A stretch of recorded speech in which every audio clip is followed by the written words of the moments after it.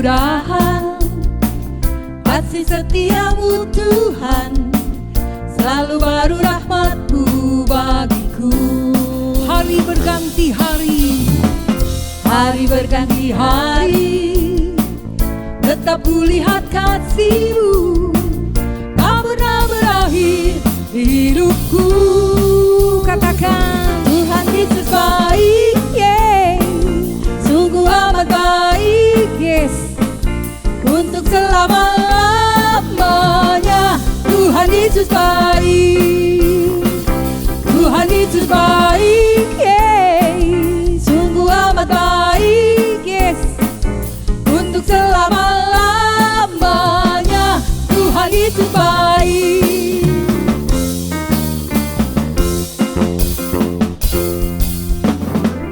Tiada berkesudahan kasih setiamu Tuhan, selalu baru rahmat-Mu bagiku. Hari berganti hari, tetap kulihat kasih-Mu, tak pernah berakhir di hidupku. katakan sama-sama. Tuhan Yesus baik, sungguh amat baik, untuk selama-lamanya. Tuhan Yesus baik, Tuhan Yesus baik, Tuhan Yesus baik, sungguh amat baik, untuk selama-lamanya. Tuhan Yesus baik, tanpa musik. Tuhan Yesus baik, sungguh amat baik, untuk selama-lamanya.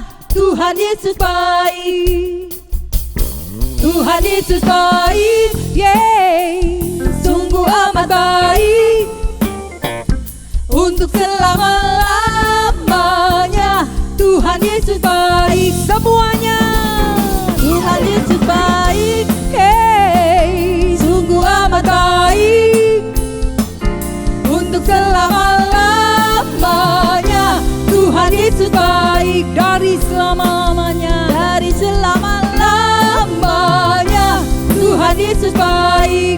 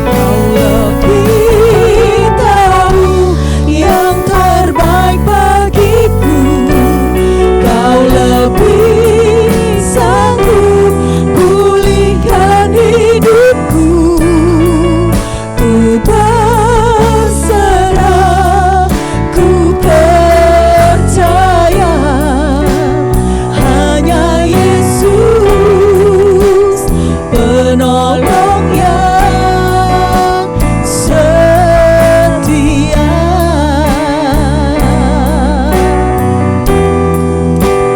Hanya Yesus penolong yang setia.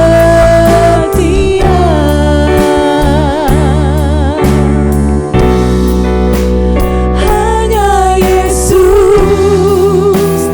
penolong yang setia.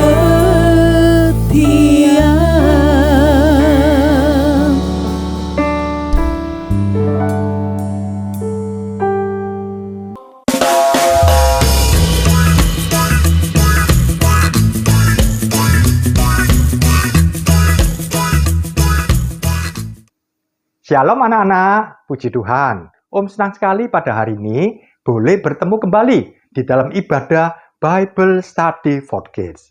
Sebelum kita belajar firman Tuhan, ayo kita berdoa lebih dulu ya. Bapa kami dalam surga, Tuhan Yesus, terima kasih Tuhan. Kalau pada hari ini kami boleh belajar lagi firman Tuhan. Tuhan urapi Om Guan Chun yang akan menyampaikan firman Tuhan. Dan juga anak-anak semua yang ada di rumah. Tuhan, biar firman Tuhan boleh masuk dalam hati kami dan berbuah 30, 60, bahkan 100 kali ganda. Kami sambut firman Tuhan hanya di dalam nama Tuhan Yesus Kristus. Haleluya. Amin. Anak-anak, judul firman Tuhan pada hari ini adalah Musa di Gunung Sinai. Om akan ambil dari Keluaran pasal 24 ayat 12 sampai 18. Om akan ceritakan lewat gambar-gambar.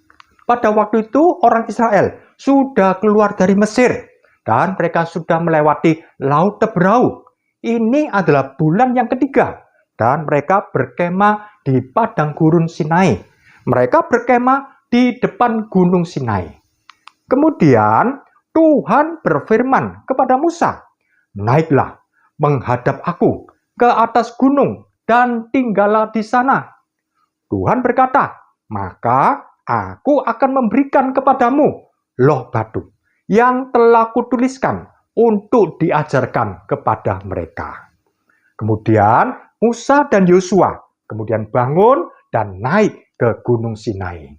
Sebelum itu, Musa berkata kepada orang Israel, "Tinggallah di sini menunggu kami sampai kami kembali lagi kepadamu." Kemudian Musa mulai mendaki dan awan menutupi Gunung Sinai. Ini orang-orang Israel melihat Bapak Musa mulai mendaki Gunung Sinai. Dan dilihat bahwa kemuliaan Tuhan diam di atas Gunung Sinai. Dan awan kemuliaan Tuhan menutupi Gunung Sinai. Begitu dahsyat dan begitu mulia. Pada hari yang ketujuh, Tuhan memanggil Musa untuk naik menuju ke puncak. Sedangkan orang Israel ada di bawah. Mereka melihat kemuliaan Tuhan seperti api yang menghanguskan. Mungkin mereka bergetar melihat kedahsyatan Tuhan. Ada yang gemetar, ada yang kagum. Karena kemuliaan Tuhan itu begitu luar biasa. Dan Musa naik lebih tinggi sampai menuju ke puncak. Musa masuk ke tengah-tengah hadirat Tuhan. Awan kemuliaan Tuhan. Dan Musa tinggal di situ selama 40 hari dan 40 malam. Musa berpuasa selama 40 hari dan 40 malam. Dan Tuhan memberikan 2 loh batu. Tuhan juga memberikan desain pembuatan kemah suci. Inilah anak-anak, Musa di Gunung Sinai. Ini satu kisah yang luar biasa. Ada 5 pokok yang akan Om bagikan. Pokok yang pertama adalah Musa mendengar Tuhan berbicara. Nah, ini penting.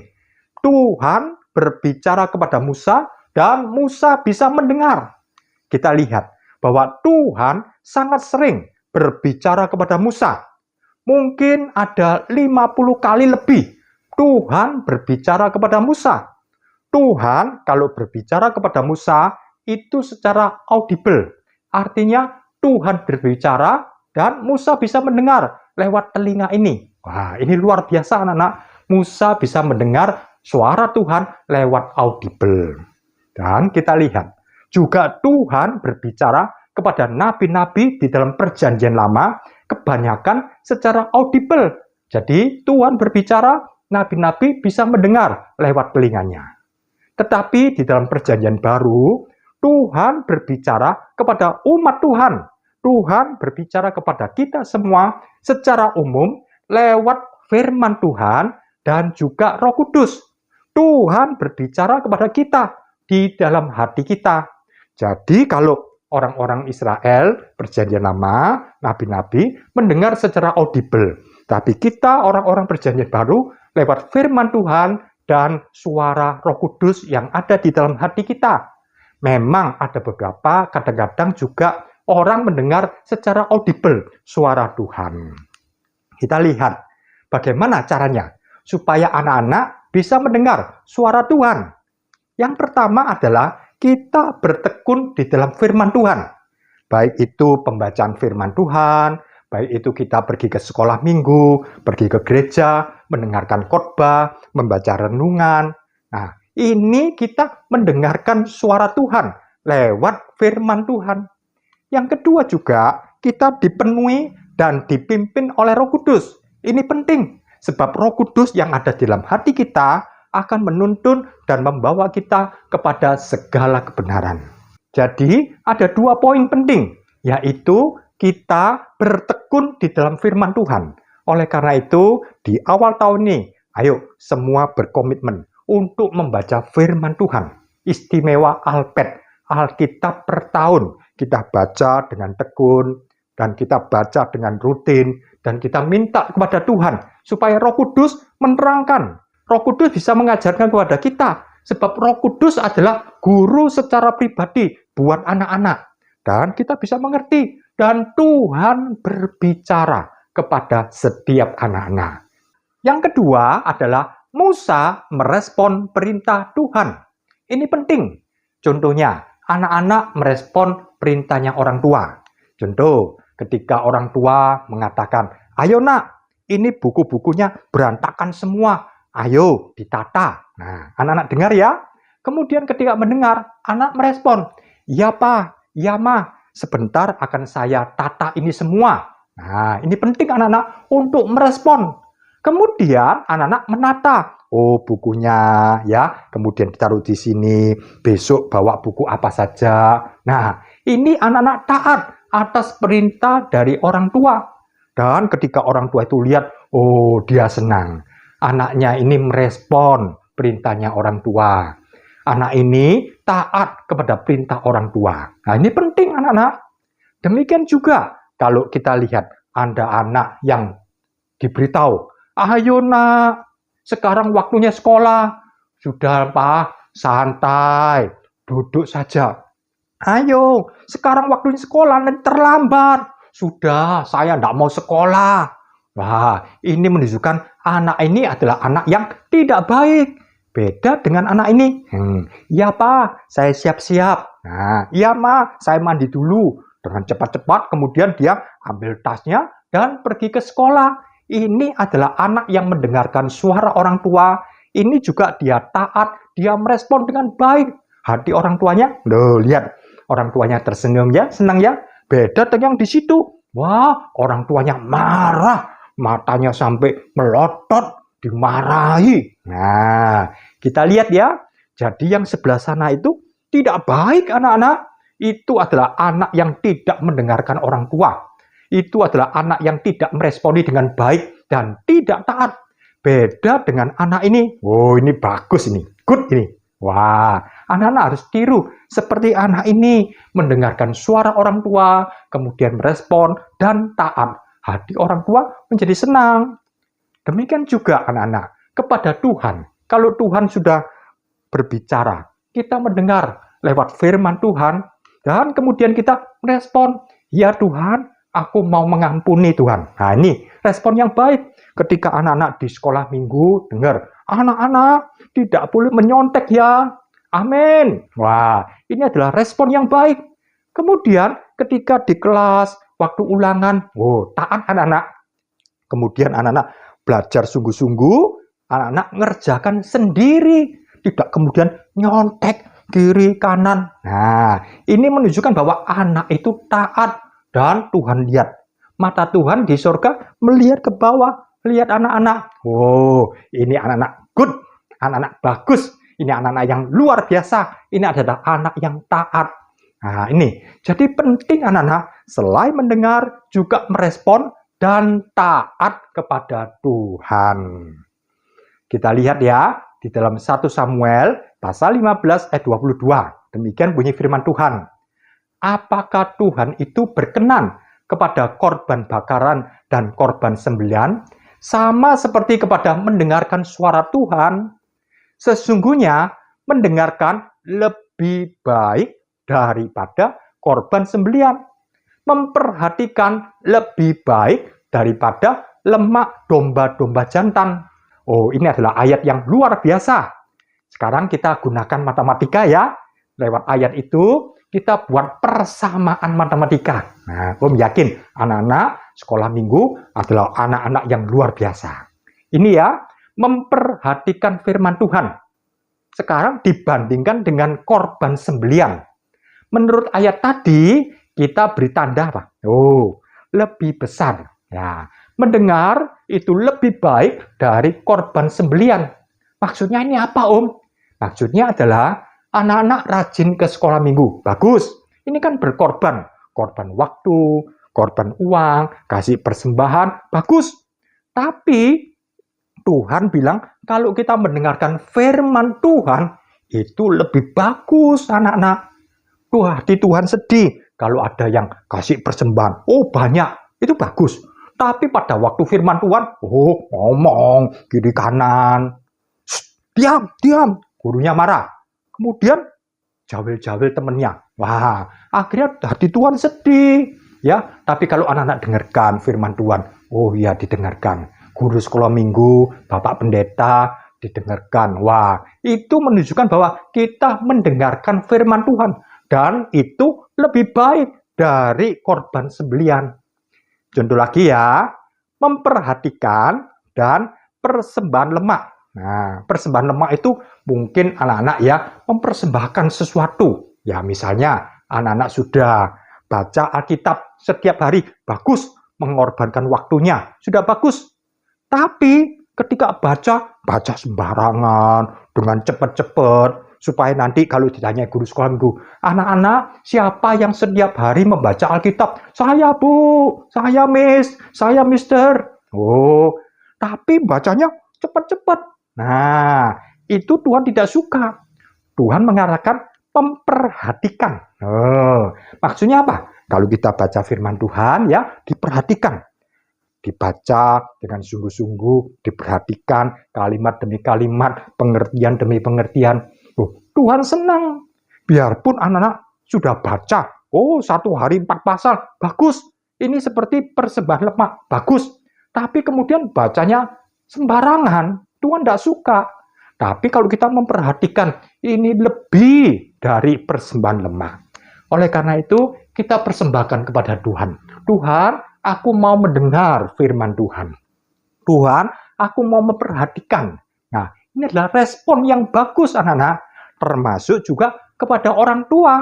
Kita harus memperhatikan dan merespon dengan baik. Kita lihat di dalam Ulangan 11, kalau anak-anak baca ya, ada berkat, ada kutuk. Ada kutuk, ada berkat. Mana pilihannya? Ternyata mau berkat atau mau kutuk tergantung dari mendengar firman Tuhan atau tidak. Berkat atau kutuk sudah disediakan sama Tuhan. Tapi ini sangat tergantung dari apakah kita merespon firman Tuhan. Apakah kita mau taat dengan firman Tuhan ini. Tangan Tuhan sudah tersedia, berkat atau kutuk.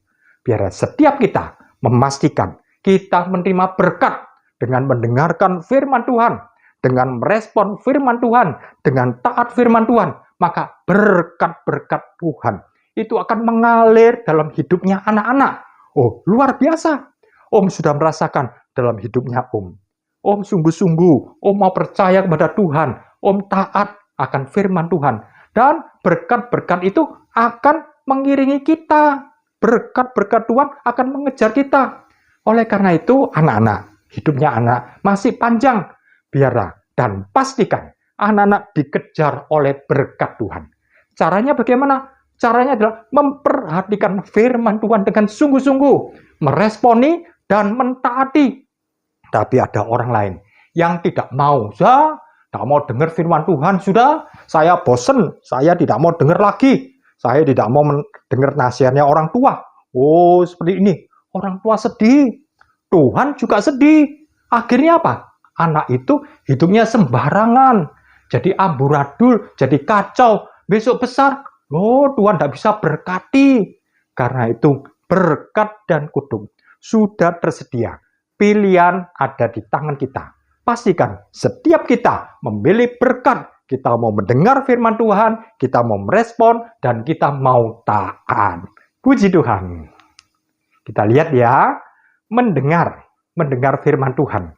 Kalau kita mau merespon dengan baik dan taat, maka Tuhan akan makin sering berbicara. Om ulang lagi ya, kalau satu orang mau merespon, ya Tuhan, aku mau taat. Loh, Tuhan itu akan lebih sering berbicara lagi, seperti Musa tadi. Ya.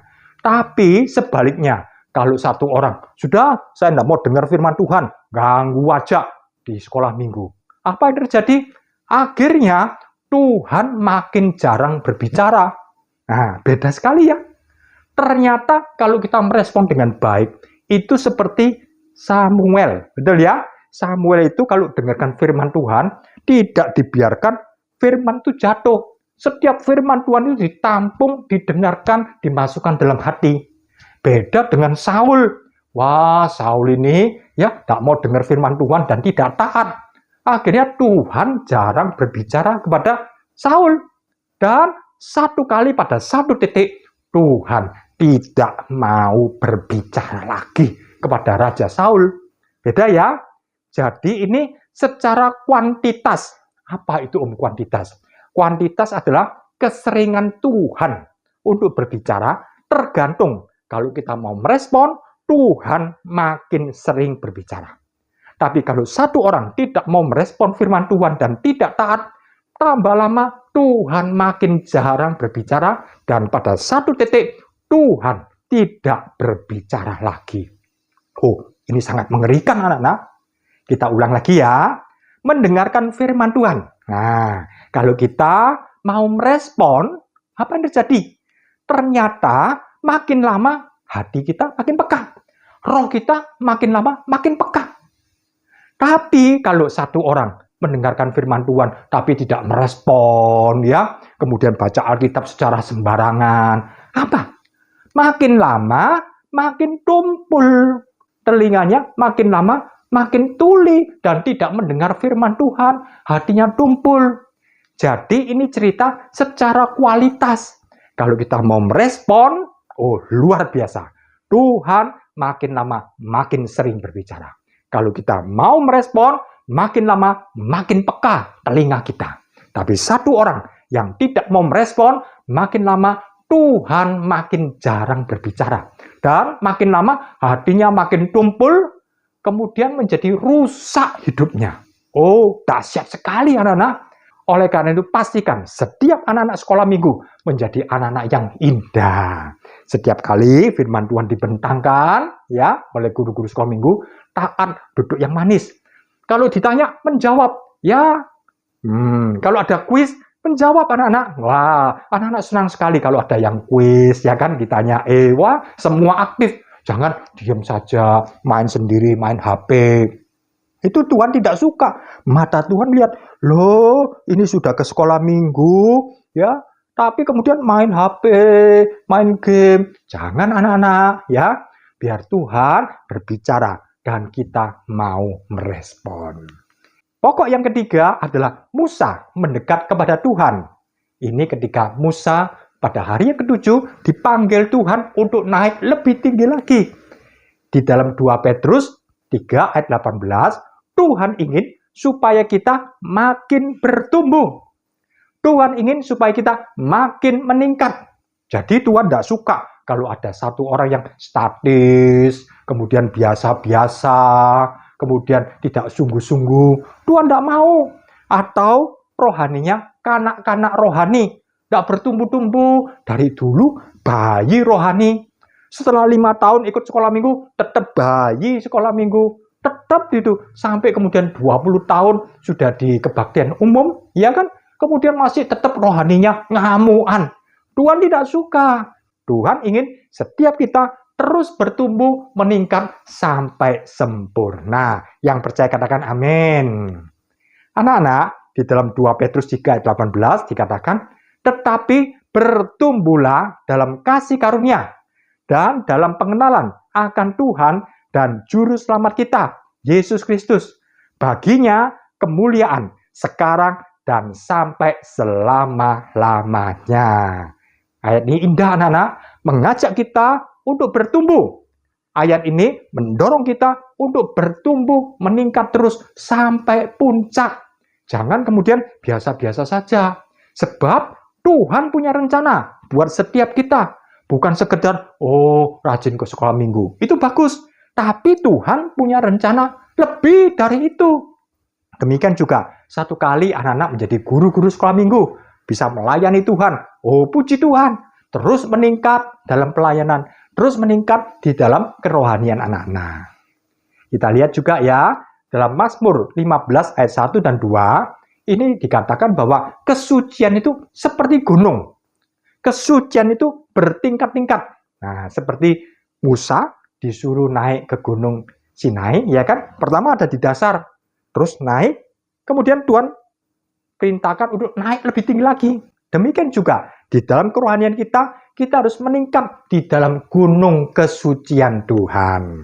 Kita baca ya, dalam Mazmur 15 ayat 1, Tuhan, siapa yang boleh menumpang dalam kemahmu? Siapa yang boleh diam di gunungmu yang kudus? Ayat 2, yaitu dia yang berlaku tidak bercela, yang melakukan apa yang adil, dan yang mengatakan kebenaran dengan segenap hatinya. Jadi, Mazmur Daud bertanya, siapa yang boleh tinggal di dalam gunung kesucian Tuhan? Lalu dijawab adalah orang-orang yang hidupnya benar, yang hidupnya suci, maka dia boleh naik ke atas gunung kemuliaan Tuhan. Kita lihat ya, seperti ilustrasi. Nah ini gunung yang tinggi anak-anak. Pertama, Musa ada di bawah, ya kan? Demikian juga, kita pertama-tama ada di dasar. Kemudian, Tuhan minta supaya kita bertumbuh dan naik lebih tinggi lagi. Kemudian, tidak berhenti sampai di situ. Tuhan ingin supaya kita lebih tinggi lagi. Nah, tidak berhenti sampai di situ. Tuhan ingin supaya kita meningkat terus sampai ke puncak. Luar biasa. Demikian juga kekristenan kita. Kerohanian itu jangan di dasar. Ya, harus bertumbuh seperti anak-anak. Ya, dulu kan bayi. Oke, bagus. Ketika baru lahir bayi. Tapi kemudian kan menjadi besar. Kemudian jadi anak-anak, jadi remaja, jadi dewasa, jadi tua. Demikian juga rohani kita harus bertumbuh di dalam gunung kesucian Tuhan. Di dalam Perjanjian Lama, hanya Musa yang boleh naik. Sedangkan umat Tuhan tidak boleh naik. Dan tidak boleh dekat-dekat anak-anak. Hanya Musa saja. Contohnya seperti gambar ini ya. Nah ini. Jadi umat Tuhan, orang Israel ada di bawah dan cuma melihat. Pak Musa lagi naik itu. Naik. Tambah lama, tambah kecil. Tidak kelihatan. Ada di batu-batu sehingga tidak kelihatan. Akhirnya ketutupan dengan awan kemuliaan Tuhan. Mereka melihat. Mereka cuma ada di bawah. Sedangkan Musa boleh naik dalam gunung kesucian Tuhan. Ini Perjanjian Lama. Beda dengan kita. Kita adalah orang-orang Perjanjian Baru. Kita semua adalah anak-anaknya Tuhan. Dan kita semua adalah imam-imam di hadapan Tuhan. Anak-anak juga termasuk raja-raja di hadapan Tuhan. Karena itu Tuhan tidak membedakan. Beda dengan Perjanjian Lama. Perjanjian Lama ada orang Israel biasa, ada suku Lewi, ada imam-imam, ada Harun, ada Musa. Mereka bertingkat-tingkat. Tapi beda dengan Perjanjian Baru. Tuhan menganggap kita semua adalah imam-imam dan raja-raja. Oleh karena itu bertumbuhlah. Di dalam 1 Petrus 2 ayat 9 dikatakan, tetapi kamulah, artinya anak-anak dan juga om, kita ini adalah bangsa yang terpilih. Kita adalah imamat yang rajani, artinya adalah imam-imam dan raja-raja. Anak-anak dan om termasuk juga bangsa yang kudus. Memang kita bukan bangsa Israel, tidak apa-apa anak-anak, tapi di hadapan Tuhan, anak-anak dan kita semua menjadi bangsa yang kudus. Oh, ini luar biasa. Dan kita menjadi umat kepunyaan Allah sendiri. Oh, ini luar biasa anak-anak. Kita menjadi umat kesayangan Tuhan, kita diangkat, kita menjadi bangsa yang terpilih, kita menjadi imam-imam, kita jadi raja-raja. Oh, luar biasa. Supaya kamu memberitakan perbuatan-perbuatan yang besar dari Dia yang telah memanggil kamu keluar dari kegelapan kepada terangnya yang ajaib. Jadi beda sekali ya perjanjian lama dengan perjanjian baru. Ini adalah anugerah. Karena Yesus sudah mati di atas kayu salib, sudah membeli anak-anak, sudah membeli om, menjadi umat tebusan. Oh, luar biasa. Ya. Jadi 1 Petrus 2 ayat 9 ini mengatakan bahwa kita semua, jadi bukan hanya Musa saja yang boleh naik ke atas gunung kesucian Tuhan, tapi setiap kita biar makin bertumbuh sampai kepada puncak rencana Tuhan. Pokok yang keempat, Musa mengalami kemuliaan Tuhan. Tadi Musa mendengar, bagus. Musa merespon, bagus. Kemudian Musa mendekat dan akhirnya Musa mengalami kemuliaan Tuhan. Sebab dia makin tinggi dan bisa melihat kemuliaan Tuhan yang luar biasa. Di dalam Keluaran 24 diceritakan bahwa awan kemuliaan Tuhan, hadirat Tuhan begitu pekat. Musa ada di situ 40 hari 40 malam dan dia berpuasa. Oh, dia bisa merasakan hadirat Tuhan yang begitu indah, ya. Dia bisa merasakan kuasa Tuhan, urapan. Oh, luar biasa. Dan sampai-sampai ketika sudah hari ke-40, di dalam Keluaran 34 diceritakan bahwa Musa waktu turun, oh wajahnya bersinar-sinar, anak-anak. Wajahnya itu kemudian memancarkan cahaya. Sampai orang Israel ketakutan. Karena wajahnya Musa itu bisa memancarkan sinar. Karena sudah lama, sudah 40 hari 40 malam bergaul dengan Tuhan. Sudah bisa merasakan hadirat Tuhan yang begitu pekat. Sehingga wajahnya Musa itu bisa bersinar. Oh, luar biasa. Dan orang Israel menjadi takut ini. Sampai terpaksa Musa harus memakai tudung. Supaya apa? Sinarnya jangan terlalu silau. Ya, ngerti ya? Kalau anak-anak lihat lampu yang begitu terang kan silau. Ya kan? Demikian juga Musa ketika turun dari gunung. Wah, wajahnya bisa menyilaukan bagi orang yang melihat. Terpaksa pakai tutup anak-anak. Ya, ini luar biasa. Tetapi dalam 2 Korintus 3 ayat 7 sampai 18, kalau perjanjian lama saja, zamannya Musa, begitu hebat kemuliaan Tuhan. Apalagi perjanjian baru, itu lebih mulia lagi, lebih bersinar lagi, lebih ajaib lagi. Kalau perjanjian lama saja sudah hebat, apalagi perjanjian baru. Kita lihat di dalam 2 Korintus 3 ayat 7 sampai 9 ya, kita baca ya. Pelayanan yang memimpin kepada kematian terukir dengan huruf-huruf pada loh-loh batu. Namun demikian, kemuliaan Allah menyertainya waktu ia diberikan. Sebab sekalipun pudar juga, cahaya muka Musa begitu cemerlang, sehingga mata orang Israel tidak tahan lagi untuk menatapnya. Kita lihat ya, jika pelayanan itu datang dengan kemuliaan yang demikian, oh begitu hebat. Betapa lebih besarnya lagi kemuliaan yang menyertai pelayanan roh. Sebab jika pelayanan yang memimpin kepada penghukuman itu begitu mulia, betapa lebih mulianya lagi pelayanan yang memimpin kepada pembenaran. Maksudnya perjanjian lama zamannya Musa itu begitu mulia. Apalagi perjanjian baru. Perjanjian lama, Yesus belum mati di atas kayu salib. Kita adalah orang-orang perjanjian baru, sudah merasakan anugerah Tuhan. Yesus mati di atas kayu salib dan sudah menebus hidup kita, sudah menutup dosa-dosa kita, sudah diampuni, kita menjadi anak-anaknya Tuhan. Maka Tuhan akan memberikan kemuliaan yang lebih hebat, kemuliaan yang lebih besar. Oh, luar biasa. Karena itu pastikan setiap anak-anak boleh mencintai Tuhan dengan sungguh-sungguh. Maka kita akan mengalami kemuliaan yang lebih dari Musa.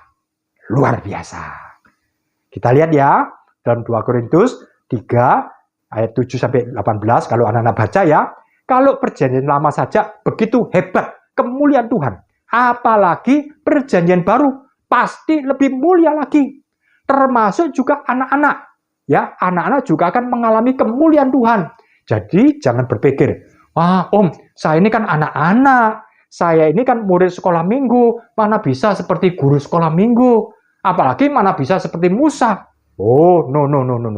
Ya, anak-anak juga akan mendapat kemuliaan dari Tuhan. Anak-anak juga akan diurapi Tuhan.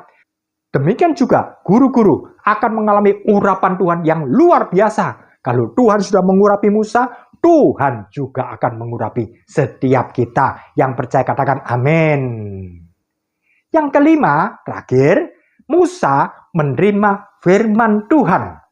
Jadi selama 40 hari, 40 malam, Musa ini berpuasa anak-anak. Nah, tidak lapar mungkin ya, tidak haus, karena ada di dalam hadirat Tuhan. Dan Musa menerima 2 loh batu. Seperti gambar tadi ya. Juga ini Tuhan memberikan peraturan-peraturan untuk kehidupan orang Israel. Tuhan juga memberikan peraturan-peraturan di dalam kerohanian. Tuhan juga memberikan peraturan-peraturan di dalam pelayanan. Macam-macam anak-anak. Banyak sekali. Termasuk juga Tuhan memberikan desain pembuatan kemah suci.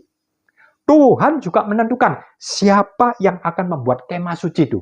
Oh, luar biasa. Dan begitu panjang Tuhan berbicara, Tuhan memberikan desainnya, Tuhan memberikan ini loh, seperti ini, kemah suci. Belum dibuat, tapi Tuhan sudah memberikan desainnya secara detail.